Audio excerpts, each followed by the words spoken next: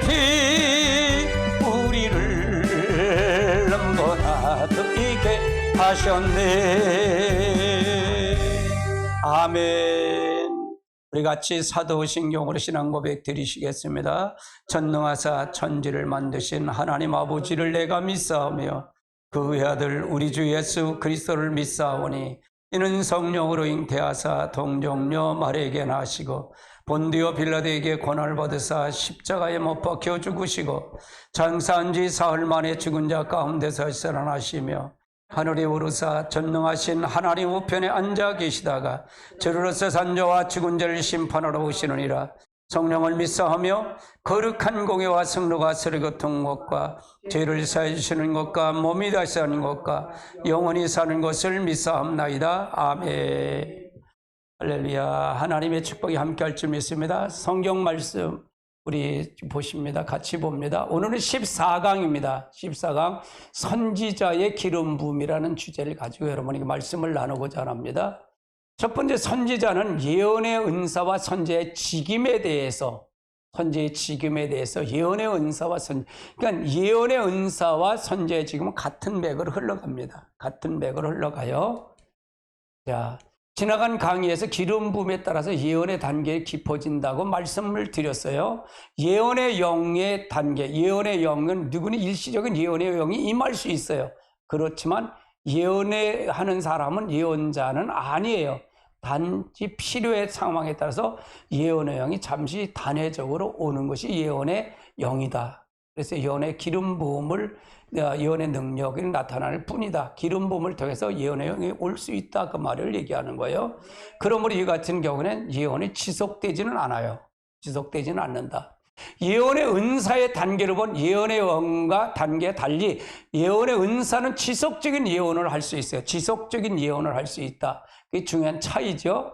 그래서 예언의 은사를 받은 사람은 일정한 수준에서 예언의 일시적인 기간에서 지속적으로 할 수 있다는 얘기입니다. 지속적으로 할 수 있다. 예언의 은사와 예언의 영은 다르다 그 말이에요. 다르다. 네. 예언의 영을 받은 사람 대표적인 게 뭐예요? 사울왕도 받았잖아요. 사울왕도 받았어요. 근데 단지 그건 은사는 아니다.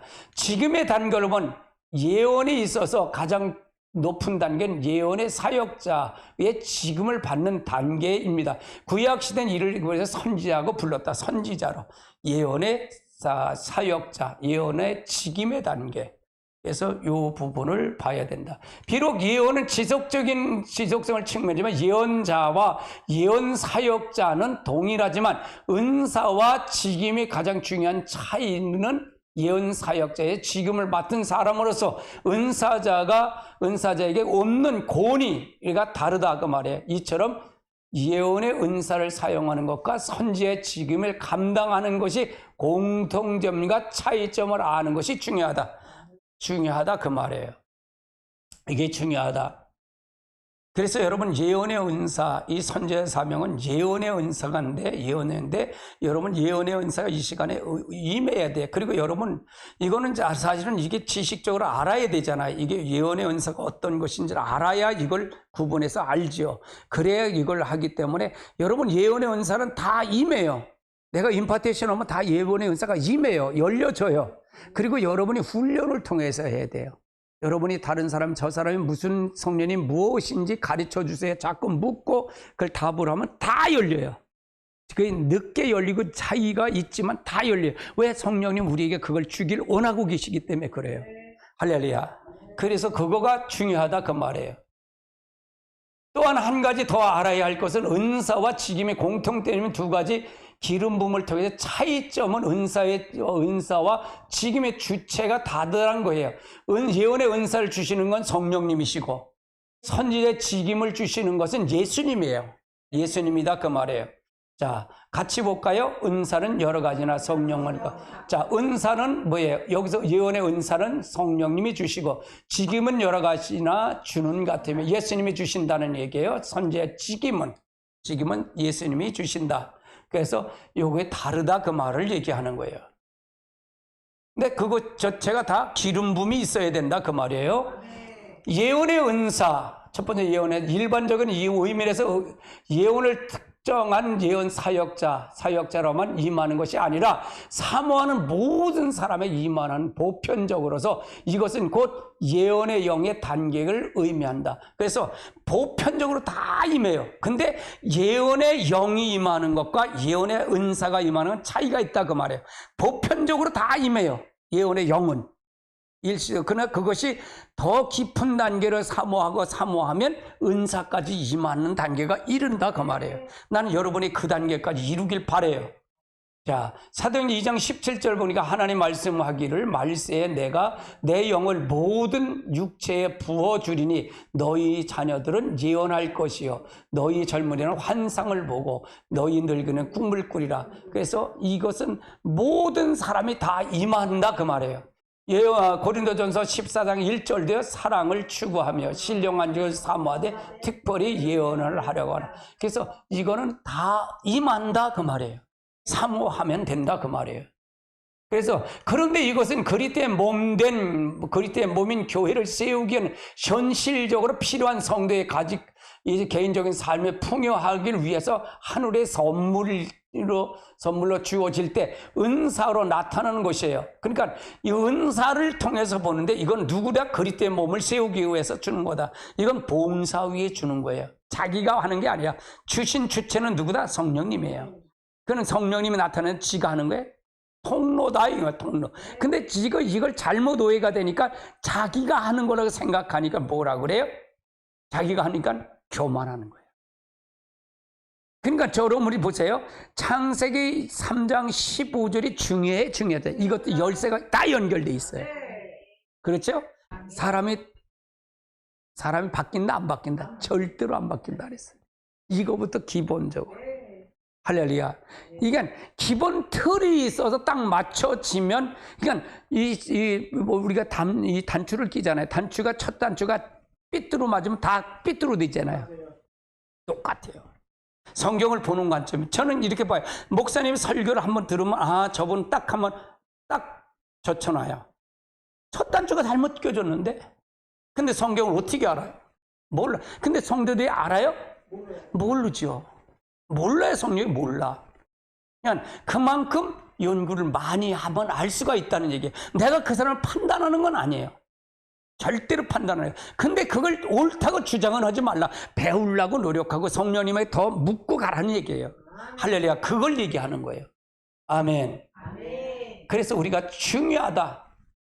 그래서 예언의 은사는 사람에게 말하며 질 때 덕을 세우고 권면하고 위로하는 역할을 감당해야 돼. 예언의 은사는. 그래서 사람의 덕을 세우고 권면하고 위로하는데 이걸 세워야 된다. 14장 3절 볼까요? 고린도전서 14장 3절. 그러나 예언하는 자는 사람에게 말하지며 덕을 세우고 권면하며 위로할 것이며. 그래서 이걸 해야 된다 그 말이에요. 방언으로 말하는 자는 자기의 덕을 세우고 예언하는 자는 교회의 덕을 세우라. 그러니까 이 덕을 세워야 돼. 가장 문제가 뭐냐? 그 은사 폐지론에 나온 것이 바로 이게 덕을 세우지 못해서 그래요. 그냥 자기가 했다 그래요. 자기가. 그러니까 기본 틀이 몰라서 그렇다 그 말이에요. 주신 목적을 몰라서 그렇다 그 말이에요. 그건 뭐야? 자기 중심이라는 얘기예요. 그런 자기 중심의 은사를 받으면 교회에 덕을 세워 자기 덕을 세운다. 자기가 다 하는 것처럼 생각한다 그 말이에요. 그러면 그 교회에 문제점이 생겨 안 생겨? 생겨. 하나님과도 영광을 가리우는 자가 된다 그 말이에요. 그러니까 이게 굉장히 중요해요. 이게 굉장히 중요해요. 아주 중요한 거예요. 아멘. 하나님께서 이러한 목적을 위해서 더 많은 사람을 예언하기를 원하며 또한 예언할 수 있도록 기름 부음 능력을 부어주신다는 얘기에 따라서 일반적인 예언의 기름 부음은 예언을 필요할 위해서 선지자가 아닌 사람에게 누구나 예언할 수 있다는 얘기예요. 누구나 예언할 수 있다. 아멘. 예언의 영을 주면 누구나 예언할 수 있다 그 말이에요. 그래서 덕을 세워야 돼. 앞을 본다 그러면 덕을 세워야 돼. 그러니까 그거를 다듬는다는 게 참 어려워요. 다듬어 준다는 거예요. 이걸 이렇게 하면 이걸 가르쳐 주면 아무리 은사를 받았다 해도 이게 뭐 정리가 될까 안 될까? 정리가 되지요. 이렇게 하면. 그래서 이걸 먼저 틀을 세우는 거예요. 이걸 틀을 세우는 거예요. 그러니까 아무리 은사를 다른 앞으로 이제 은사가 많은 사람들 교회에서 막으니까 그러면 여기서는 오픈 놓다 그러면 오겠죠. 그러면 이거부터 하고 교육받고 하라는 얘기예요. 할렐루야. 이게 우선이다 그 말이에요. 할렐루야. 왜? 중요하기 때문에 그렇다 그 말이에요. 두 번째는 선지자의 직임에 대해서 보면 그러나 선지자의 기름 부음은 예언의 기름 부음과 차이가 있다는 얘기예요. 차이가 있다. 첫 번째는 예언의 범위와 깊은 차이. 선지자의 기름 부음은 단순히 개인적인 차원의 예언보다 더 큰 범위적인 예언이 필요에 의해서 직임을 주어지는 거다. 그래서 선지자는 공동체적인 민족적인 필요한 위해서 특별히 구별된 직임의 기름 부음을 의미한다. 그렇기 때문에 선지자의 기름 부음은 개인적인 예언의 기름 부음보다 범위가 더 넓게 하신다 그 말이에요. 넓게 사역하신다. 두 번째는 예언의 기름 부음은 선지자의 기름 부음과 한 부분이다. 예언의 기름 부음은 선지자의 기름 부음의 한 부분이다 그 말이에요. 그러니까 선지자는 먼저 앞에 거를 가르쳐 주는 거잖아요. 선지자를 가르쳐줘서 전달하는 전달자잖아요. 그냥 예언자는 똑같다는데 이건 한 부분이다 그 말이에요. 예언 사역자와 선지자의 공통점은 모두가 다 예언의 기름 부음을 받아야했다는 것이 선지자나 예언 사역자는 다 예언의 기름 부음을 받았다는 거예요. 그렇지만 예언의 기름 부음은 선지자의 직임과의 감당할 필요에 의해서 필요한 한 부분에 불과하다.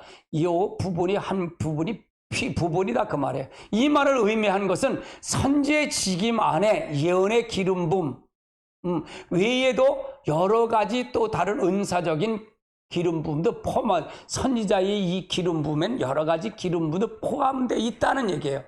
포괄적인 것을 얘기한다. 예언 은사자와 이 사역자와 선지자의 기름 부음은 포괄적인 게 다른 것도 있다 그 말이에요. 그러니까 은사를 한 가지만 하는 건 아니다 그 말이에요. 제가 여러분의 한 가지만 체험하는 게 아니라 각가지 은사가 다 체험할 수 있다 그 말이에요. 그러면 이 은사는 어디에서 온다 그랬죠? 성령이 나타나 주는 거라 했잖아요. 그러면 성령이 여러분 안에 어디 계세요? 우리 안에 계시잖아요. 그러면 그 안에 모든 9가지 은사가 도구가 다 한 성령 안에 나누어주기 때문에 여러분에게 다 여러분이 사모하고 그걸 통해서 노력하고 그걸 통해 기도하고 그걸 통해 몸부리지만 그것이 다 나올 수 있다는 얘기예요. 다 나올 수 있다. 이것만 아는 것도 굉장히 큰 거예요. 나는 예언의 은사만 받았어. 아니야. 다른 것도 더 추구해서 가야 돼. 그러니까 선지자적 사명은 한 가지만 하는 게 아니라 여러 가지 9가지 은사가 다 임할 수 있다 그 말이에요. 그래서 다 포괄적으로 할 수 있다는 얘기예요. 그냥 직임이 그래서 중요한 거다. 그 말을 설명하는 거예요. 아멘. 이 말의 의미는 선지자의 직임 안에 예언의 기름 부음 외에도 여러 가지 다른 은사적 기름 부음이 포함된다는 것이에요. 또 곧 지식의 말씀의 기름 부음, 지혜의 말씀의 기름 부음, 영분별의 기름 부음 등도 이 선지자적 사명에는 있다 그 말이에요. 예언 사역자는 그 한 가지만 있어도 같이 있다는 얘기예요. 할렐루야. 그러면 다 같이 보는 게 중요했잖아요. 이거를 훈련이 돼야 된다 그 말. 나는 여러분에게 자신 있게 여러분 이걸 나눠드릴 수 있어요. 안수해서 나눠드릴 수 있다는 얘기예요. 왜? 한 성령 안에서 나타나는 거니까. 그러니까 내가 전달하는 믿음과 말씀의 깊이를 알고 여러분에게 전달하면 그대로 다 임해요. 그대로 다 임한다 그 말이에요. 이건 쉬운 거예요. 아주 쉬운 거예요. 다른 사람은 어렵다는 난 쉬운 거예요. 할렐루야. 또한 선지자의 직임을 가진 사람에게는 은사적인 기름 부음보다 중보적 기도자 기름 부음이 비중이 더 높이 있다는 얘기예요. 선지자적 직임이 있는 사람은 중보자의 기름 부음. 그래서 제가 예언의 은사를 받는 거 그거는 그냥 말로만 하지 말고 선지자적 사명을 가진 사람 중보. 먼저 왜 저 사람이 나한테 저걸 비밀을 보여줄까? 라고 하면 그 사람을 중보하는 게 필요하다 그 말이에요. 근데 예언 사역자는 이걸 몰라. 이걸 모른다 그 말이에요. 그냥 봤다고 해서 전달하는 거지. 그럼 덕을 세울까 못 세울까? 덕을 못 세운다 그 말이에요. 그래서 중요하다 그 말이에요. 왜냐하면 선지자는 먼저 하나님의 계시를 직접적으로 듣고 그 계시를 사람에게 들려냄으로써 하나님의 하시는 일을 중보기도로 준비하는 사람이기 때문에 그렇다. 준비하는 사람이기 때문에 그렇다.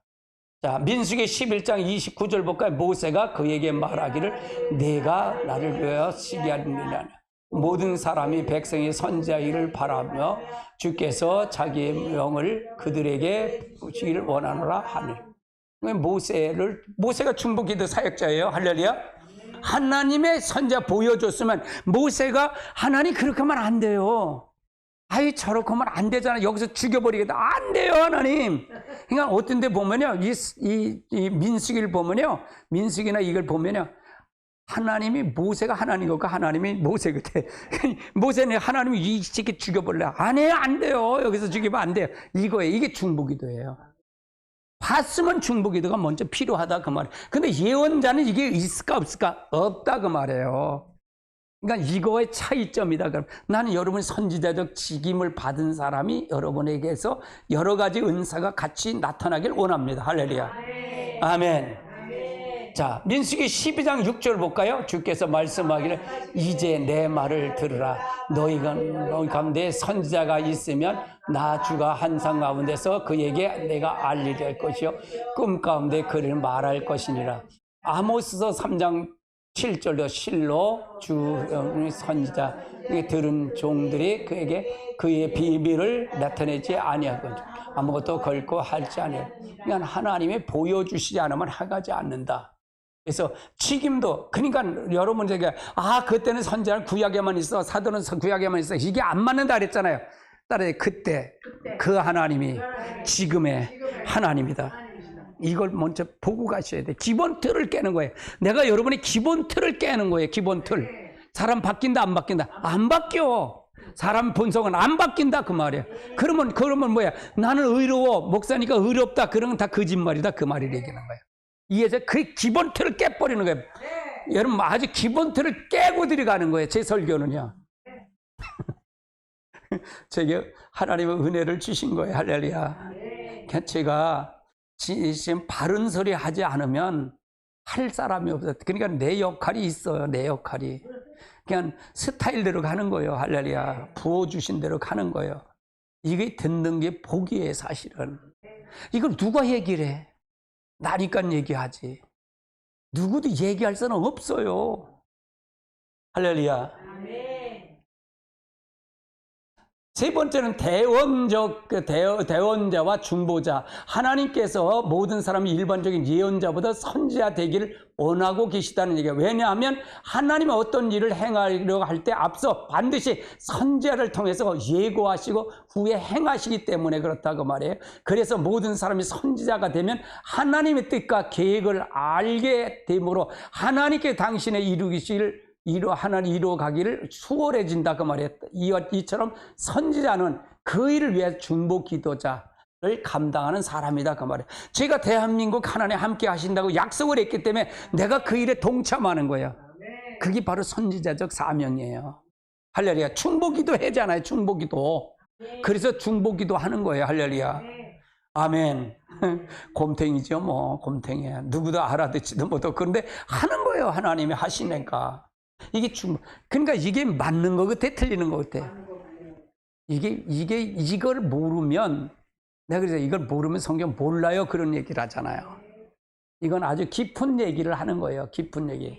기름 부음은 공동체의 운명을 위해서 중보를 해야 하는 민족적, 국가적, 우주적 차원의 기름 부음에 해당된다는 게, 이와 같이 예언자와 선지자의 예언은 기능 면에서 공통점이 있으나 역할 면에서는 구분된 차이가 있다는 얘기예요. 예언자는 대언자의 역할을 하고요. 선지자는 대언자의 역할은 물론하고 중보자의 역할도 한다 그 말이에요. 나는 선지자의 사명이 여러분에게도 함께 하시기를 믿습니다. 할렐루야.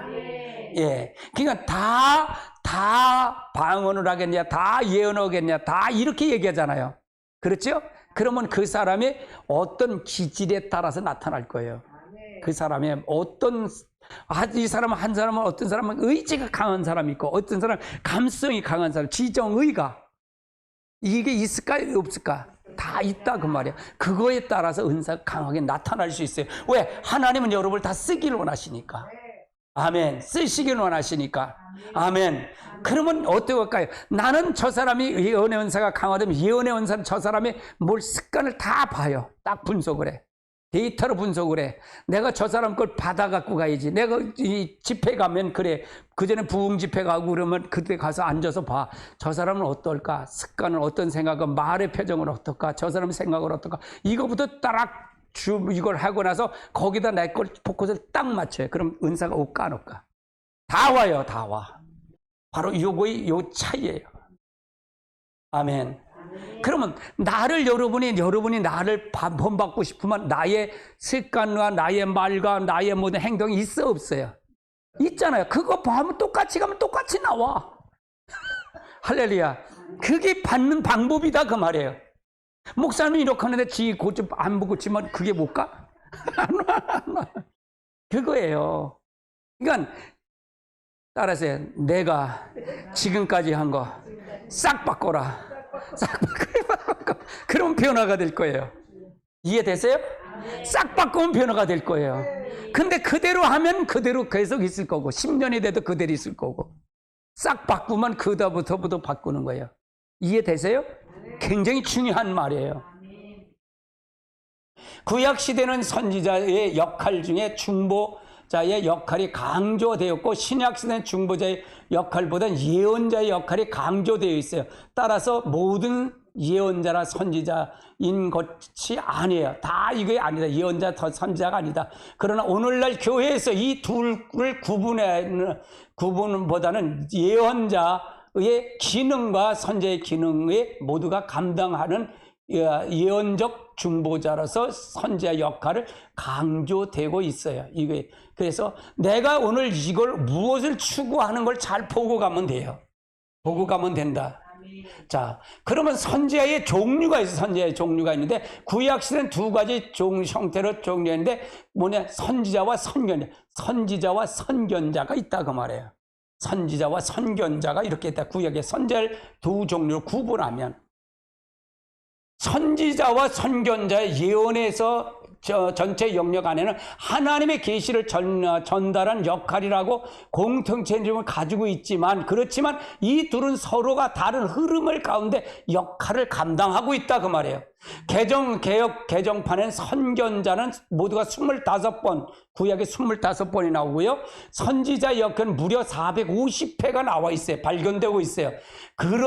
그만큼 선견자의 단어는 선지자의 단어보다 더 많은 보편적인 단어이다 그 말이에요. 선지자가 선견자보다는 선지자의 역할을 더 강범하게 사역임을 보여주고 있고요. 그래서 일반적인 선견자는 선지자의 큰 그룹 안에 포함되고 있다는 얘기에 따라서 구약 선견의 예언의 언급을 할 때마다 보통 선지자라고 부르고 있어요. 그러니까 이 선견자와 선지자는 선지자의 그룹 안에 있다 그 말이에요. 이게 성경이다 그 말이에요. 이게 근데 이런 거 처음 듣는 거잖아요, 여러분. 처음 듣는 거잖아요. 근데 필요할까 필요치 않을까? 지식으로도 굉장히 필요해요. 이걸 왜 그러냐? 이거는 뭐냐? 구약이 어떻고 신약이 어떻고 신약자들이 얘기하니까 이걸 비교해서 이걸 파헤친 거예요. 아멘. 그러면 선지자를 한번 보세요. 선지자를 가리켜서 시브리어로 보면 나비라고로서 이 단어를 구약의 성경에 316번이 나와요. 316회가 나온다. 그래서 316회에 선지자는 나비라고 얘기하는데 나비는 하나님의 대언자로서 자신이 들은 것을 선포함에 있어 듣고 말하는 것을 연관되어 있습니다. 다시 말해서 선지자는 나비라는 이 하나님으로부터 들은 것을 백성에게 대신 대언하는 것을 가리킨다. 대신 말한다 그 말이에요. 하나님을 대신해서 말한다. 이것이 바로 선지자다.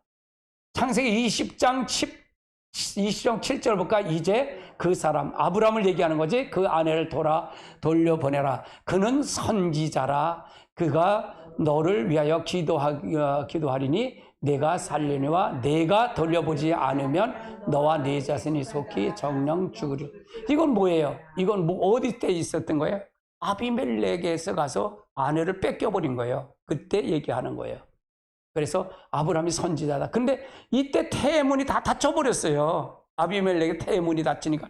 이때 이 사라가 임신을 했어요? 못했어요? 안 했잖아요. 근데 얼마나 하나님은 임신을 할 수 있도록 만들어놔요. 몸을 만들어. 그러니까 다른 사람이 보니까 어이구 저 여자를 가져오면 내가 자녀를 낳겠다 하고 생각하고 뺏어간 거예요. 뺏긴 거예요, 아브라함이. 그때 나이가 몇 살이에요? 아브라함 나이가 99세가 다 된 거예요. 99세가 다 돼서 그런 거예요. 그럼 사라 나이는 89세, 90세가 다 돼서 그걸 뺏긴 거예요. 그러니까 몸이 회복됐다는 거예요, 하나님은요. 이해되세요? 아멘. 자, 신명기 34장 10절도 볼까요? 같이 봅니다. 그 후에는 이스라엘 모세와 같이 선지자가 모세는 여호와에게 대면한 자. 그러니까 선지자에 대한 부분 이렇게 설명하고 있다 그 말이에요. 출애굽기 7장 7장 1절도 볼까요? 여호와께서 모세에게 이르되 볼지어다 내가 너를 바로의 신에 되게 했은즉 내 형 아론이 너를 대언하는 거거든요. 대언자가 뭐랬죠? 선지자라 했죠. 자, 1장 에레미야서 1장 5절 볼까요? 내가 내 에레미야를 얘기하는 거예요. 복종하고 지기 전에 너를 알지 못해 내가 대결 너를 구별해서 너를 열방의 선지자로 세웠다. 그러니까 선지자 에레미야 선지자로 세웠다 그 말을 얘기하는 거고요. 그러면 두 번째 선견자는 뭘까? 선견자는 단어는 한글 개혁성경 모두가 25번을 사용하고 있어요. 자, 열왕기상 17장 13절 볼까요? 여호와께서 각 선지자와 선견자를 통하여 이스라엘을 대정하여 이르기를 너희를 돌이켜 너희 악한 말을 떠나서 나의 명령과 윤리를 지켜 너희에게 명령하고 또 네 종의 선지자를 통하여 너희에게 전하는 모든 율법대로 행하라 하니라. 선견자에 대해서 얘기하는 거예요. 여기도 마찬가지 이사야서 선견자에 대해서 나오는 겁니다. 이사야서 30장 10절도 그들이 선견자에 들을 거 이르기를 선견하지 말라 선견자에게. 그러니까 선견자와 선지자가 이렇게 구분되어 있다는 걸 설명하고 있는 거예요, 제가. 그런데 히브리 구약 성경에는 선견자를 말할 때 두 가지 단어로 사용하고 있어요. 두 가지 단어로 사용하고 있다. 한 가지 사용은 로에라고 써요. 그 로에는 본다라는 뜻의 동사라서 라하라고 하면서 파생된 단어로서 구약 성경 모두가 12회를 사용하고 있어요. 로아라 본다나 이게 본다는 얘기는 보는 자라는 얘기가 선견자다. 선견자는 로에 본다라는 얘기예요. 두 번째는 뭐냐? 호재도 로에로와 마찬가지 본다는 뜻의 동사 하자라고 해서 파생되는 단어다. 구약 성경에서 모두가 18번을 사용하는데 환상으로 보는 자라는 환상으로 보는 자. 선견자는 호재. 이 단어는 모두가 영어 단어로 보는 자를 뜻하는 거다. 그래서 한글에는 선견자라고 표현하고 있다. 그런데 이 두 가지 단어는 동시에 사용할 수도 있을까요? 사용할 수 있을까? 이에 대해서 두 가지 가능하고 있는 건데, 먼저 로에는 선견자를 의미하고 호재는 그보다 더 공식적인 신정을 섬기는 자를 의미하고 주장하고 있다. 시대별로 사용하는 단어는 주장하고 있는데, 그래서 로에는 사무엘 시대에 사용하고 호재는 다윗 시대에 주로 사용하는 것이다. 그래서 선견자의 명칭은 시대에 따라서 변했다는 걸 주장하고 있다 그 말이에요. 요거 선견자라 요거는 주장하고 있다 그 말이에요. 이러한 주장을 뒷받치는 성경의 근거예요. 자, 사무엘상 9장 9절을 한번 볼까요? 옛적 이스라엘 사람이 하나님께 가서 물어하며 말하기를 선견자에게 뭐라 해요? 지금은 선견자의 옛적의 선견자의 일컬음이다. 이 말은 지금은 선지자 곧 나비죠. 예전엔 로에로 곧 선견자라고 불렀다는 의미고요. 따라서 로에는 나비와 변해서 로해가 호재로 변할 가능성이 성도가 있다는 것을 얘기하는 것 뒷받침하는. 이건 뭐 중요한 건 아닙니다. 이처럼 선지자의 변경은 나비의 통로를 통해서 듣는 자로 강조했고, 로에는 코를 통해서 메시지를 통해서 시각적인 성경을 강조하는 거예요. 차이점이죠. 선견자를 통해서, 선지자를 통해서 사무엘, 선견자를 해당되는 선지자, 선견자를 해당되는 선지자는 사무엘, 엘리야, 이사야, 에레미야, 사무엘, 아모스가 이게 선견자에 해당되는 선지자들이다 그 말이에요. 예. 그래서 역대상 21장 9절도 볼까요? 여호와께서 다윗의 선견자 갓을 자, 선견자 갓은 선견자다 그 말이에요. 자, 역대한 26장 28절로 볼까요? 선견자 사무엘이 내 아들 요압 무엇인지 구별하여 드린 성물이 다 슬로운과 그의 형제를 취해. 그러니까 여기도 마치 선견자를 사무엘 기스의 아들, 그러니까 우욕을 통해서 볼 수가 있다. 예, 여기도 마찬가지입니다. 이것도 마찬가지로 말을 선견자에 대해서 설명하고 있어요. 자, 그러면 선지자와 선견자의 차이와 연관성을 한번 살펴보자고요. 이게 왜 중요하냐면, 이게 신학적으로 선지자가 없다 그러니까 이걸 찾아내서 이걸 보는 거예요. 이걸 통해서 아는 거예요. 역할적인 구분을 볼까요? 역대하 29장 25절을 한번 볼까요? 같이 볼까요? 왕이 레위 사람이 여호와의 전에 두어서 다윗의 왕과 선지자 갓과 선지자 나단이 그래서 재금과 수금을 잡게 하니 이는 여호와께서 선지자에게 이렇게 명령하여. 그럼 여기서 말하는 선지자와 선견자의 분명히 구분된 걸 소개할세요. 여기서 얘기하는 여기 다윗 시대의 선견자를 얘기할 때 뭐냐? 선견자는 가시갓과 선지자는 나단 선지자. 요걸 구분되어 있다 그 말이에요. 예. 여기서 또 29장은 흥미로운 선견자를 가리키는데 호재어 로호예라고 선지자를 가리키는 나비를 세 단어를 통해서 문장에 볼 수가 있다. 자, 같이 볼까요? 역대하 29장 29절 같이 볼까요? 다윗 왕이 행적을 띄어서 듣과 같이 선견자 사무엘과 선지자 나단과 글과 선지자 전개자 갈개리 글 위에 기록되고. 그럼 여기서 선견자면서도 사무엘은 선지자라고 그랬잖아요.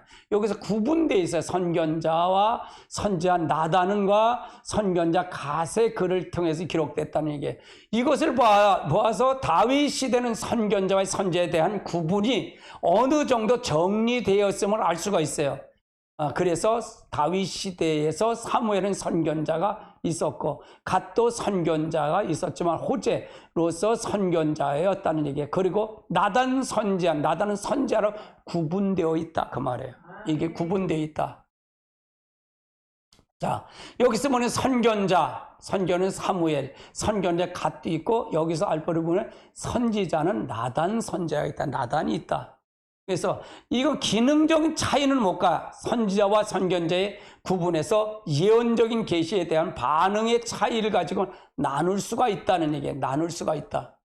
선지자는 영감을 받아 듣고 말하는 사람. 그래서 말을 전달하는 측면을 강조하고 있고요. 그래서 선지자는 특별히 주의 말씀을 듣고 선포하는 자. 여기서 특별히 은혜란 예언의 영, 즉 기름 부음을 말하고 있다. 선지자는 예언의 영을 임할 때 예언적인 말씀을 즉각 믿음으로 활성화시키는 자가 선지자라는 얘기예요. 선견자는 주로 하나님의 말씀을 보여주시는 계시를 시각적으로 보는 사람이다. 시각적으로. 그래서 선견자는 계시를 받은 측면을 강하다는 얘기고, 선견자는 일상의 삶을 꾸준히 환상을 보는 사람. 이제 대부분 이런 사람은 예언적 기름 부음을 듣고 보다는 눈으로 보는 자. 환상을 보는 자를 얘기하는 거고요. 그래서 흘려보낼 말을 받기보다는 그를 그림으로 보고 나서 그 기름을 설명하는 것이 많다 그 말이에요. 아모스의 예가 그렇다. 그러니까 선지자는 음성을 듣고 그걸 통해서 전달하는 거, 말씀을 통해서 전달하고, 선지자는 환상이나 꿈을 통해서 보고 그걸 통해서 하는 자. 그의 차이가 있다 그 말이에요. 구약 성경에 나오는 차이가 있더라 그 말이에요. 이와 같이 기본적인 차이는 그냥 차이기 때문에 선견자는 눈으로 보고 꿈으로 환상으로 환상의 은사를 뛰어날고 있지만 듣고 말하도록 영감을 듣는 은사를 그리 깊지 않을 수 있다는 게, 반대로 선지자는 선견자처럼 눈으로 보는 계시는 풍성하지 않을 수는 있어요. 근데 선지자는 하나님으로부터 받은 메시지를 말하고 대언하는 거죠. 능동적인 사역으로서 주로 할 수 있고요. 그래서 주로 사람과의 관계를 중점적으로 이걸 두고요. 그러나 선견자는 하나님으로부터 오는 메시지를 보거나 감지하고 영역의 사역을 주로 한다는 얘기에 따라서 주로 하나님과 계시적인 관계를 보다 이제 많은 중점을 두고, 계시적인 관점에 중점을 두고 있다. 그러니까 선견자와 선지자가 좀 차이가 있다는 얘기를 지금 설명하고 있는 거예요. 나는 그래서 여러분 선견자와 선지자가 같이 공동체처럼 바로 사무엘처럼 이사야처럼 에레미야처럼 이런 자가 되길 원해요.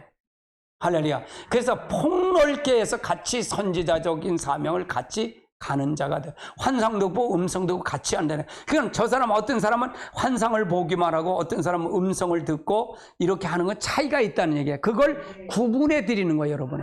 나는 환상만 보이는데 나는 예언의 영무고 예언의 은사가 아닌 사람도 있다 그 말이에요. 그러니까 그거의 선견자와 선지자의 구분이 되더라 그 말을 얘기하는 거예요. 선지자 중에 선견자. 그렇지만 구약 성경은 선지자와 선견의 차이가 항상 선을 그고 설명해 드릴 건 아니다. 어느 때는 역할이 분명히 구별되지만 일반적으로는 선지자라도 큰 틀 안에 선견의 특별한 기능이 가진 무리들이 있었다 그 말이에요. 이게 무리들이 있었다. 구분될 수 있지만 구분되지 않을 수 있다 그 말이에요. 그래서 여러분 같이 포괄적인 걸 같이 가졌으면 좋겠다. 그럼 주신이는 누구라고요? 성령님이시다 그 말이에요. 성령이 은사로 주시는 거다 그 말이에요. 아멘. 첫 번째 사무엘하 24장 11절은 가치를 가리켜 선견자가 된 선지자라고 했어요. 같이 볼까요? 다윗이 아침에 일어나 여호와의 말씀이 다윗의 선견자 된 선지자 갓에게 임한. 그러니까 여기는 선견자가 된 선지자 갓에게 임했다. 그러면 이건 공통체를 같이 임했다 그 말이에요. 그러니까 기름 부음에 통해서. 두 번째는 뭐냐? 사무엘의 경우도 선견자와 선지자의 호칭을 동시에 적용했다 그 말이에요. 역대상 29장 29절 사무엘 가리켜 선견자라고 말하고 있어요. 같이 볼까요? 다윗 왕의 행적은 처음부터 끝까지 선견자 사무엘의 글과 선지자 나단의 글에 선견자의 가제 글에 기록된다.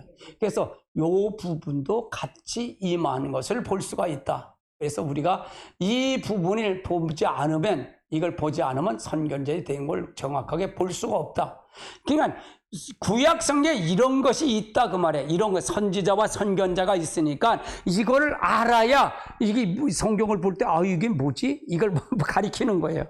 이해되잖아요. 그럼 폭넓은 거죠. 굉장히 폭넓게 가리키는 거죠. 자, 사무엘상 19장 20절도 볼까요? 사울이 다윗을 잡으려고 점령을 보낼 때 그들이 선지자 무리에 얘가 예언하는 것을 그의 수령을 던 것을 볼 때 하나님의 영이 사울의 전령에게 임한. 이건 뭐냐? 사무엘이 선견자와 선지자라는 얘기를 하는데 여기서 보면 뭐냐? 이게 이제 나바나오에서 있어서 갈 때 잡혀가는데 거기서 가는 사람마다 예언했다는 얘기예요. 무슨 영이 임했어요? 예언의 영입니다. 그러니까 사울도 갔더니 사울왕이 갔더니 옷을 벗고 거기서 예언을 했어요. 그래서 그 사람이 선지자 아니냐 이렇게 얘기했다 그 말이에요. 왜? 예언의 영이 임했다는 얘기예요. 그리고 나서 이 사울이 다윗을 잡으러 갔을까 안 갔을까? 그때부터는 안 갔어요. 쫓아오지 못했어요. 하나님의 영이 경고해요. 그래서 우리가 잘 보고 가야 된다. 앞서 소개한 선견자 아모스는 선견자에 해당된 선지자를 의미하는 것이 무엇인가 잘 설명해 주고요. 총 9장에 나온 아모스에서 1장에서 6장까지 주로 하나님의 말씀을 들은 것을 기록했고 9장서부터 7장 9장을 본 것을 얘기한 거예요. 자, 7장 7절 볼까요? 같이 볼까? 내게 보이신 것이 이러하니라. 다름줄이 쌓은 담벼를 때 그래서 손에 제가 요거를 많이 인용해. 하나님의 다림질에 대한 걸 많이 인용해요. 자, 7장 8절로 볼까요? 여호와께서 이렇게 했어요. 아모스야, 내가 무엇을 보였느냐?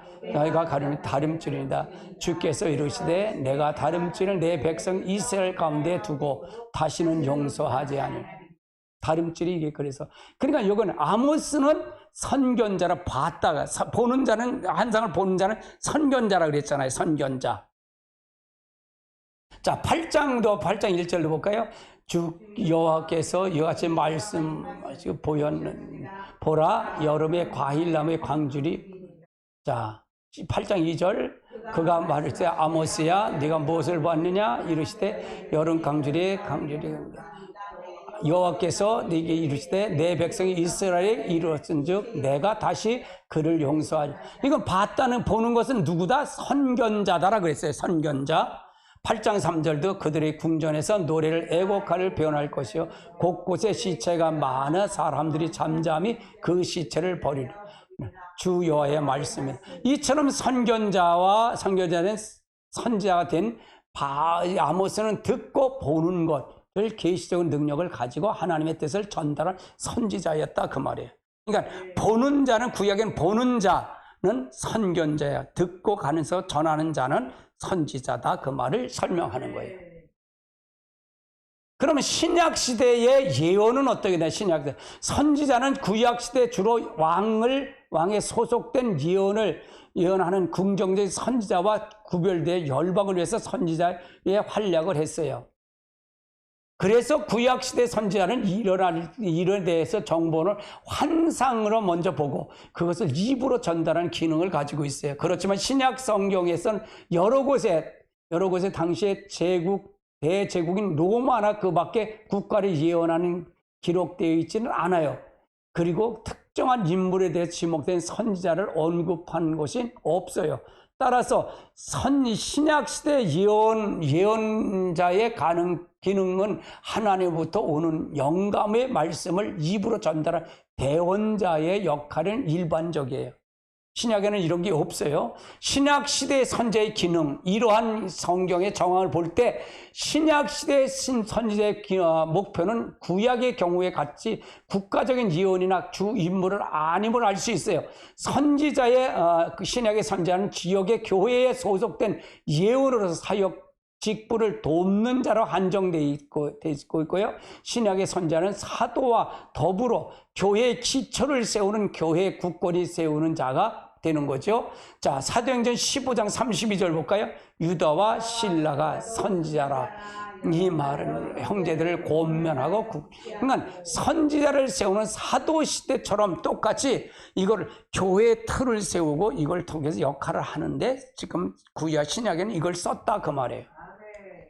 근데 물어볼게요. 그러면 구약의 하나님 신이고 지금의 하나님이 아닐까요? 지금도 하나님입니다. 할렐루야. 아멘. 그럼 구약은 복음일까요? 복음이 아닐까요? 복음입니다. 왜? 창세기 3장 15절에 여자의 후손이 올 그 통로로 본다면 복음이다 그 말이에요. 할렐루야. 그러면 지금도 이 선지자에 해당된다고 제가 어필해서 가는 거예요. 어렵게 설명해서 가는 거죠. 예배서 2장 20절도 볼까요? 너희는 사도의 선지자의 터 위에 세움을 입은 그리스도에 대해서 친히 모퉁이. 그러니까 사도와 선지자의 교회의 터 위에 세운 그래서 그리스도의 몸된 교회를 모퉁이에 세우는 거다. 4장 11절도 볼까요? 그가 어떤 사람은 사도로, 어떤 사람은 선지자로, 어떤 사람은 복음을 전하는 자로, 어떤 사람은 목사와 교사로 삼았으니 12절 이는 성도를 온전케 하며 봉사하는 일을 하게 하며 그리스도의 몸을 세우고. 그러니까 선지자를 세우고 선견자를 세우는 것은 다 뭐다? 교회 일을 봉사하며 그리스도의 몸을 세우기 위해서 주시는 거다. 그러면 이 틀에서 본다면 이거가 이해가 될 것입니다. 아멘. 신약시대의 선교자의 기능은 그럼 어떨까? 신약시대에는 구약의 선견자 역할은 좀처럼 소개하지 않습니다. 신약시대에 소개하는 선지자는 예언자를 주로 구약시대의 선지자를 역할을 수행하고 있어요. 이에 대해서 외인 그르템은 이렇게 신약성에 말하는 예언이라는 저서에서 이 이유를 설명하고 있어요. 신약성의 사도는 절대적인 권위를 지닌 하나님의 말씀을 받았다는 얘기예요. 신약에 주로 사도들이 성경을 기록했다는 얘기고요. 모든 사람이 예언한다는 예언이 신약에 이루어졌기 때문에 특별히 신적 권위를 갖는 성경에 기록한 소수의 사람, 예언하는 사람 선지자라고 부르기에 선지자라는 말은 아무 일반화가 되어 있다. 신약 시대에 와서 선지자라는 말은 구약의 선지자 같은 중후의 뜻이 아니라 단지 초자연적인 지식을 가진 앞날을 알아맞히는 사람 정도로 격화되어 사용되어 있다는 얘기고요. 따라서 구약시대의 선지자 역할은 신약시대의 선지자가 감당하고 구약시대의 선지자는 역할은 신약시대 예언자로 역할을 볼 수 있다는 얘기예요. 이것이 구약시대 선견자는 신약시대 선지자 역할, 그리고 구약시대 선지자는 신약시대 예언자로 볼 수 있다. 저는 이렇게 정리를 했어요. 이렇게 정리를 했습니다. 그러면 이게가 맞아야 들어갈 것 같아요. 그렇기 때문에 구약의 선견자, 즉 선지자와 같이 한 민족을 운명을 결정한 절대적인 권위를 가지지 않습니다. 신약의 선지자는 주로 가르침을 통해서 교회 공동체를 권면하고 훈육하는 역할을 하는 거다 그 말이에요. 지금은 왜 교회의 그리스도의 몸을 세우기 위해서 선지자를 세웠기 때문에 그렇다 그 말이에요. 직임을 세웠기 때문에 그렇다. 그 얘기를 하는 거예요. 오중직임 안에 선지자의 역할을 보면 이와 같이 기능의 차이가 토대로 오중직임 안의 선지자의 역할은 정리하면 다음과 같다. 성도들에게 스스로 하나님의 음성을 잘 듣도록 격려하고 가르치는 훈련을 시키는 역할이 주 임무다. 오중직임의 선지자의 역할은 이걸 듣도록 하는 역할이 훈련을 통해서 여러분에게 이 훈련을 듣기 위해서 하고 있잖아요. 아멘. 두 번째는 선지자, 성도들이 어떤 하나님의 뜻을 발견하고 그 뜻에 따라 살아갈 수 있는지를 가르치는 역할 한다는 얘기고요. 성도들에게 주어진 은사를 발견하고 개발하고 어떻게 교회를 봉사할 것인가를 가르치는 것이 지금 이 선지자의 역할이다. 하나님의 말씀을 기사와 이적을 통해서 영감 있게 가르치고 초자연적인 예언의 은사의 말씀을 전하는 것이 선지자다. 선지자는 교회를 하여금 준비시키고 선지자의 성도를 위해서 봉사하는 일에 역할을 하게 된다 그 말이죠. 성도들에게 주어진 은사를 발견하고 개발하고 봉사하는 직무를 하도록 만들어주는 게 지금 선지자의 역할이다. 선지자들은 주의 말씀을 선포하는 일, 즉 말씀을 대언하는 일을 한다. 가르치고 설교하고 예언하고 꿈과 환상과 해석, 상징적인 행동을 통해서 행하는 것이 바로 신약의 선지자의 역할이다. 현대적인 하나님의 말씀을 전하는 거죠. 훈계, 경고, 책망, 권면, 안위, 말씀을 전하는 거예요. 선지자는 예언자죠. 즉 교회에 어떠한 일을 일어나도록 하는 촉매적인 역할을 하는 거야. 촉매적인 역할, 다리 역할을 하는 거다. 아무런 일이 없어 보이던 교회가 이 일을 사역을 통해 시작하는 일이 생기게 된다. 교회와 개인적인 비전을 주고 하나님의 계획을 설명하고 그 목적을 받아들일수록 격려하고 자극하는 역할을 해야 된다. 하나님의 그 비밀을 종들에게, 선자에게 계시하고 가르치는. 그러니까 구약의 선지자와 신약의 사역은 좀 차이가 있다 그 말이에요. 교회의 역할을 통해서 할 수 있다 그 말이에요. 교회의 그리스도의 몸을 세우기 위해 합니다. 근데 이게 굉장히 큰 거예요, 크지 않은 거예요. 구약에는 이미 신약의 성경이 다 완벽하게 돼 있기 때문에 그래요. 예, 할렐루야. 그래서 그 차이가 있다. 그러므로 선지자가 입을 열어 비전을 말하는 것은 이제 하나님이 교회를 통해서 일하기 시작했으면 알려주는 알려준 시간일 수도 있다는 얘기고, 이것을 이미 알게 하지만 이 이유를 지체되지 않고 연기하는 거나 실천하는 옮기는 시기를 통해서 말하는 거다. 구약 시대에는 특별한 소명을 가진 자로서 예언하지만 신약엔 모든 성도에게 이 예언을 다 할 수가 있다 그런 말이에요. 특정한 것이 아니라 성령이 우리에게 보편적인 성령이 됐기 때문에 다 할 수가 있다 그 말이에요. 신약 구약에는 한정적인 성령이에요. 한정적인 성령을 은사를 임했을 때 하지만 지금은 성령이 우리에게 다 왔잖아요. 이게 보편적인 성령이 됐어요. 다 알 수 있다고 예언의 은사는. 아멘. 그게 차이가 있다는 얘기예요. 사도행전 2장 17절 볼까요? 하나님의 말씀하기를 말세에 내 영을 모든 육체에 부어주니 너희 자녀들은 예언할 것이야. 너희 젊은은 환상을 보고 너희 늙은은 꿈을 꾸리라. 이렇게 하리고 보편적으로 역사한다. 18절 2장 18절 그때 내가 내 영으로 남정과 여정에 부어주리니 너희는 예언을. 그러니까 모든 사람에게 다 할 수 있다는 얘기예요. 다 할 수 있다. 왜? 지금은 성령이 보편화 성령이 됐기 때문에 그렇다. 고린도전서 14장 1절로 보면 사랑을 추구하며 신령한 것을 사모하되 특별히 예언한 것을 하라. 그러니까 하나님이 이미 주셨기 때문에 하라니까. 구약시대는 사람의 선지자 등을 통해서 하나님의 인도하심을 받았는데 신약에는 직접 성령이 우리 안에 들어왔기 때문에 우리는 이제는 그걸 예언적인 사역이나 선지자 사명을 감당할 수 있다는 얘기예요. 아멘. 차이가 많죠? 그러나 이런 기능은 신약시대 모든 성도에 개별적으로 주어진 성령으로 인해서 인도하심을 받을 수 있게 됨으로써 신약은 예언자로서 구약은 선지자로 기능을 구축할 필요치 않다라졌다는 얘기예요. 그러므로 그걸 대신해서 신약의 예언자, 성도들의 확신을 주는 차원에서 예언하는 것이 필요하다. 즉 성도들이 무엇을 해야 하는지를 말하는 것이 아니라 하나님의 말씀하시고 계신 바를 확인시키고 믿음으로 굳건히 세우는 역할이 바로 신학적인 선지자의 역할이다. 그를 세워주는 거다. 그리스도의 몸을 세워주는 역할이 지금 신학적인 성령의 역사다. 그 말을 설명하고 있는 거죠. 구약의 선지자는 징계하고 경고하고 책망하는 일에 하지만 그래서 구약엔 그들이 두려운 존재였지만 그렇지만 신약의 선지자는 권면의 말씀, 가르침, 확신을 주어지는 것이에요. 신약에는 성령의 열매로 보여주게 하는 것이 존재라는 점을 더욱 친근합니다. 그 말이에요. 그러니까 구약엔 경고하고 징계하고 이렇게 하지만 신약에는 그렇지 않다. 성령의 열매를 권면하고 이걸 통해서 가야 되는 거다. 그러니까 차이가 있어요, 없어요? 차이가 있다 그 말이에요. 그러면 선지자를 이렇게 풀어가면 된다 그 말이에요. 이렇게 풀어가면 된다 그 말이에요. 이걸 구약적 선지자라고 해서 이것만 강조해서 우리가 경고하고 책망하고 경계하고 이렇게만 가르쳐주면 그건 다른 데 빠질 수가 있다 그 말이에요.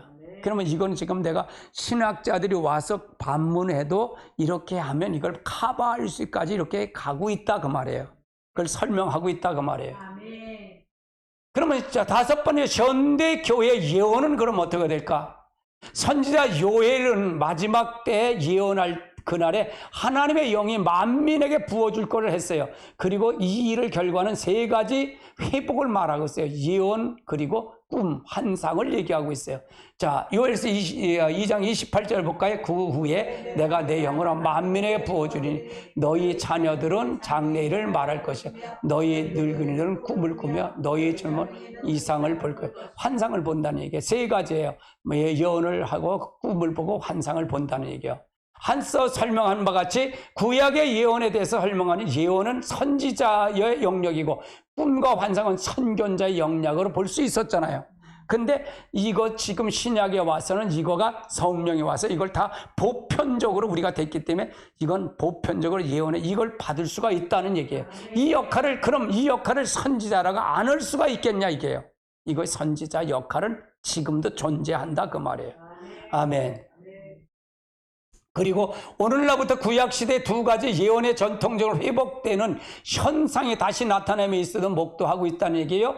짐을 이제 다음과 같다는 얘기예요. 오늘날 우리는 50년 전에 일어났던 두 가지 뚜렷한 예언의 흐름을 떠올리는 것을 목격하고 있다. 하나는 선견자와 회화적으로 회화적으로 흐름이 있고 다시 하나는 나비, 선지자전 예언적인 흐름이 있다. 그러나 그동안 선견자 회화적인 흐름이 상대적인 많이 강조되지 못했다. 그 말이에요. 선견자의 이 흐름을 많이 강조하지 못했다. 그래서 이제부터는 꿈과 환상을 보며 하나님의 보호자 가운데 오는 능력을 가운데 모든 깊은 것을 차원에서 영적 교제를 나누고 그걸 인해서 기적을 권능을 통해서 사역을 통해서 많은 것을 통해서 나타나는 것이 필요하다. 저는 성경을 볼 때 환상이 많이 보여요. 꿈도 많이 꾸어지고요. 그런 성경을 볼 때 어느 성경을 보면 출애굽기면 출애굽기를 그냥 테마적으로 보여요. 그냥 성경이 그렇게 해서 보고 그걸 막 움직이는 게 보여요. 그래서 이렇게 볼 수도 있다는 얘기예요. 근데 이건 다 모세의 기름 부음에서 나타나는 거다. 성령의 기름 부음에서 나타나는 거라는 얘기예요. 할렐루야. 그래서 하나님은 선견자인 예언 선지자를 통해서 기적을 행하시고 권능 가운데서 하나님 나라를 세워가시길 원하신다 그 말이고요. 그러므로 예언이 새로운 강조하는 것이 중요한 것은 다음과 같이 세 가지가 있다는 얘기예요. 예언은 은사는 교회를 회복하는 거예요. 예언의 은사는 회복이에요. 교회 회복. 예언은 하나님으로부터 그의 백성에 말하는 매우 자연스럽고 성경적인 수단이다. 활발해지는 예언적인 활동은 마지막 날 승리하는 교회를 출현시키는 것을 표시하고 있다. 이 세상에 마지막에 행하는 갈수록 예언의 두 가지 측면을 더욱더 회복해 나갈 수 있다. 그러니까 예언을 무시하면 안 되죠. 선지자를 무시하면 될까 안 될까? 안 된다 그 말을 얘기하는 거예요. 계시록 11장에 두 증인의 사역이 나오죠. 두 증인의 사역은 7년 환란 중에 전 3년 반에 이루어지는 사역으로서 이 기간에 동안에 교회는 마지막 대붕을 경험하게 될 것이에요. 이때 경험하게 될 거예요. 그런데 두 증인의 사역을 살펴보면 분명히 발견하고 됩니다. 두 증인의 예언은 두 가지 측면에서 곧 선지자와 선견자의 사역을 온전히 행한다는 것을 볼 수 있어요. 선견자의 선기자의 얘기를 볼 수 있다. 11장 계시록 11장 3절을 볼까요? 내가 나의 두 증인의 권세를 주리니 그들이 굵은 베옷을 입고 1260을 예언하리라. 4절 그들이 이 땅에서 주 앞에 서 있는 두 감람나의 두 촛대라. 그러니까 선지자와 선견자, 감람은 두 촛대가 선견자 선지자의 역할을 감당한다 그 말을 얘기하는 거예요. 아멘. 그래서 이 역할을 감당한다면 마지막에 그런 하늘에서 불을 내리고 자연장제로 할 수 있잖아요. 그때 구약적 선견자의 선지자 역할이 근데 지금은 이것이 있다 없다? 아니다 그 말을 얘기하는 거예요. 이건 마지막 때 될 일들이다. 11장 5절 볼까요? 만일 누구가 그들을 해하려고 하면 그들의 입에서 나오는 불이 나와서 그들의 원수를 삼켜버릴 것이요 누구든지 그들에게 해하고자 하면 반드시 그들에게 죽음. 이건 뭐야? 구약적 선지자와 선견자의 역할이 이게 이루어졌다 그 말이에요. 이해되시죠? 이건 두 증인은 마지막 두 증인은 결국은 뭐니까 선지자와 선견자의 사역을 기름 부음이 있다 그 말을 얘기하는 거예요. 6절 같이 볼까요? 그들이 권능을 가지고 하늘을 닫고 그 예언한 날까지 비가 오지 않게 하고 권능으로 가지고 금과 피를 변하여 아무 때든지 원하는 대로 여갈의 재앙을 땅에 치리. 그러므로 예언은 마지막 때에 준비된 가장 강력한 무기다 그 말이에요. 그러면 지금도 선지자와 선견자를 이걸 무시하고 이걸 방해하고 이걸 하지 못하고 없다라고 하면 마지막에 두 증인의 이 역사가 이루어질까 안 이루어질까? 안 이루어진다 그 말이에요. 안 이루어진다. 마지막 두 증의 종말적 은사자다 두 증인이라고 얘기하면서 이 예언적인 이 선지자와 선견자가 이걸 하지 않으면 그 역할은 안 된다 그 말이에요. 그건 뭐냐? 성령을 회방하는 회방죄에 걸린다 그 말이에요. 예수님을 회방하면 사함이 있어도 성령을 회방하면 사함이 있다 그랬어 없다 그랬어? 없다. 그럼 지금의 자세가 중요했잖아요. 굉장히 중요하다 그 말이에요. 그러니까 여러분 이걸 하더라도 어디에 기초를 했다? 계시록의 기초를 가지고 다 풀었다는 얘기예요. 그래서 중요한 거예요. 아멘. 결론입니다. 결론. 오늘날 선지자와 선지자의 기름은 구약의 선지자와 선교제의 전통을 통해서 듣는 자와 보는 자를 구분한 기능이 알게 해준다는 얘기예요. 이 둘은 선지자의 예언의 통로로 다르지만 하나님의 마음과 계획을 알려주시는 것이 동일하다 그 말이에요. 비록 선지자의 명칭과 통용을 위해서 별도로 직임이 세워지지 않는다 할지라도 선지자의 기름 부음은 오늘날 여전히 부어주고 있고요. 다만 과거의 구약의 상황에서 다른 조건 가운데 일반적으로 국가적으로 예언보다 교회와 개인적인 영적 유익의 목적으로 기름 부음을 벌어먹는 걸 허락하고 있다. 허락하고 있다. 그래서 구약의 선지자의 기름 부음은 오늘날 일반적으로 예언의 기름 부음을 이해하면 되겠고요. 이해하면 됐고요. 과거 또한 전통적인 선지자의 있음과 같이 오늘날의 중보자인 예언자가 존재하고 있다 그 말이에요. 그래서 이러한 기능을 가진 사역에 가리켜 예언 중보 기도자들로 부를 수 있다. 예언적인 중보기도란 예언과 중보를 복합적인 기능을 가지고 사역자는 말할 수 있는 것이다. 이들은 구약의 선지자와 같이 대언자, 중보의 역할을 하는 사람들을 가리킨다. 이미 밝혀졌듯이 대언의 모든 사람이 할 수 있는 보편적으로 볼 수가 있다. 그러나 중보의 역할은 아무나 할 수 있는 것은 아니다. 구약의 선지자 같이 기름 부음을 가진 사람만이 할 수 있는 것이다. 따라서 오늘날 선지자의 기름 부음을 가장 중요한 적합은 사역은 예언적 중보 기도자, 예언적인 은사를 성령의 이제 선지자의 기름 부음 안에서 포함된 대원이죠. 기름 부음을 불과하는 것이죠. 그러므로 선지자의 기름 부음을 사모하고 이것을 통해서 예언에 불과한 더 큰 중보자의 기름 부음을 구해야 된다. 그래서 우리가 선지자와 선견자를 잘 알고 가야 돼요. 그래서 그러면 마지막 종말 때는 선견자의 선지자가 있다는 게 없다는 거예요. 있다라는 거예요.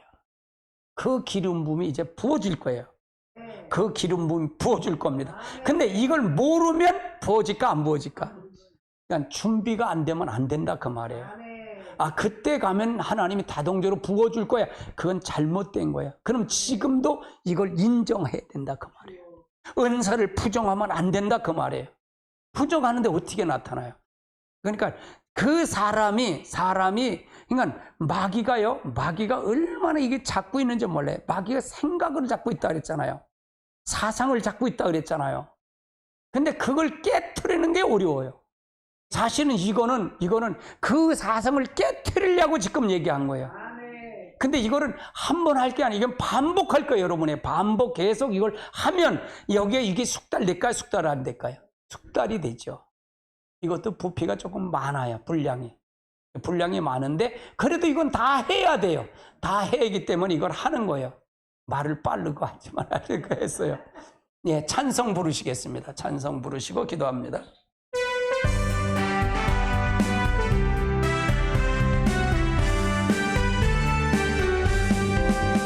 변찮는 주님의 사랑과 거룩한 보혈의 공로를 우리 다 찬양을 합시다. 주님을 만나볼 때까지 예수는 우리를 깨끗게 하시는 주시니 그의 피 우리를 눈보다도 있게 하셨네. 우리를 깨끗게 한 피는 무궁한 생명의 물일세. 생명의 구원을 받은 자 하나님 찬양을 합시다. 예수는 우리를 깨끗게 하시는 주시니 그의 피 우리를 눈보다 또 있게 하셨네. 주님의 거룩한 보혈을 날마다 입으로 간증해 담대히 싸우며 나가세. 전국에 들어갈 때까지 예수는 우리를 깨끗게 하시는 주시니 그의 피 우리를 눈보나도 있게 하셨네. 십자가 단단히 붙잡고 날마다 이기며 나가세. 머리에 면류관 쓰고서 전옆에 찬양할 때까지 예수는 우리를 깨끗게 하시는 주시니 그의 피 우리를 눈보다도 있게 하셨네. 우리 같이 주여 세 번 외친 통성으로 기도합니다. 주여 주여 주여. 주님 감사합니다. 오늘도 하나님 역사해 주심을 감사합니다. 내시간 막걸리가 가시게시 거리가 지게시 거리가 지게시 거리가 내신 막걸리가 지게시 거리가 지게시 거리가 내신 막걸리가 지게시 거리가 지게시 거리가 기름 부어주시옵소서. 선지자 선견자의 기름을 부어주시옵소서. 예언의 영을 부어주시옵소서. 주부의 영을 부어주시옵소서. 총무의 영을 부어주시옵소서. 이 사역의 영을 부어주시옵소서. 하나님 성령이 부어주시옵소서. 부어주시옵소서. 마지막에 두 증인이 하나님 11장에 나타났듯이 하나님 이 사역을 감당하게 해주시옵소서. 성령이 다시 한번 부어주시옵소서. 하나님 선지자 선견자의 영을 부어주시옵소서.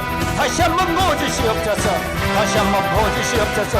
예언과 증거의 영을 부어주시옵소서. 부어주시옵소서. 부어주시옵소서. 부어주시옵소서. 부어주시옵소서. 내시겐 막절거리가 지켜지거리가 저들이 입술의 권세, 턱의 권세, 하나님 혀의 권세를 허락하여 주시옵소서. 입술의 권세, 혀의 권세, 턱의 권세를 허락하여 주시옵소서. 저들이 선포할 때 하나님 나타나게 해주시옵소서. 저들이 선포할 때 기적이 일어나게 해 주옵소서. 저들이 하나님 역사할 때 기적이 일어나게 해 주옵소서. 저들이 역사할 때 하나님 놀라운 역사가 있게 해 주옵소서. 저들이 역사할 때 하나님 역사해 주시옵소서. 기적 역사가 일어나게 해 주시옵소서. 모든 것 주님 앞에 맺힙니다. 주께 삼게 해주시며 이루어 주시옵소서. 이루어 주시옵소서.